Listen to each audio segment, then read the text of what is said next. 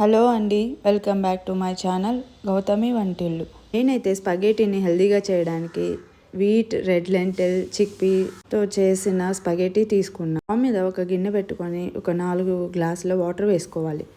ఇప్పుడు ఇందులో 2 స్పూన్ల ఉప్పు, 1 స్పూన్ ఆయిల్ వేసుకొని స్పగేటీ వేసుకొని ఉడకబెట్టుకోవాలి. 20 నుంచి 25 నిమిషాలు ఉడకబెట్టుకోవాలి.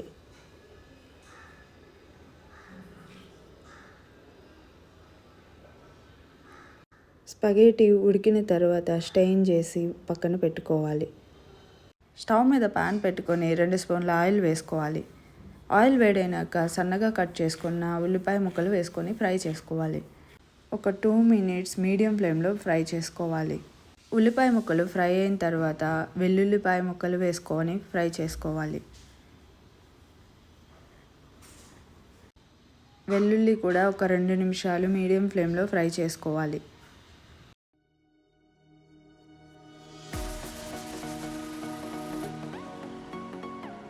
ఉల్లిపాయ ముక్కలు, వెల్లుల్లి ముక్కలు ఫ్రై అయిన తర్వాత 1 కప్పు టమాటా ప్యూరీ వేసుకోవాలి. ఈ టమాటా ప్యూరీని నేను ఇంట్లోనే తయారు చేసుకున్నా.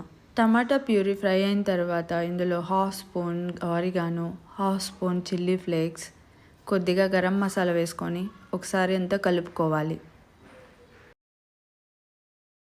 ఈ స్పగేటీ నేనైతే మా పాప లంచ్ బాక్స్లోకి చేశాను. కిడ్స్కి ఎప్పుడు రొటీన్గా కాకుండా ఇలా వెరైటీగా చేసి పెడితే ఇష్టంగా తింటారు. ఇప్పుడు ఇందులో సరిపడ ఉప్పు వేసుకొని ఒకసారి కలుపుకోవాలి. ముందుగా ఉడకబెట్టుకున్న స్పగేటీని వేసుకొని బాగా మిక్స్ చేసుకోవాలి. చాలా సింపుల్గా ఇంట్లోనే ఈజీగా చేసుకోవచ్చు. అంతే, ఎంతో టేస్టీ అయిన స్పగేటీ రెడీ.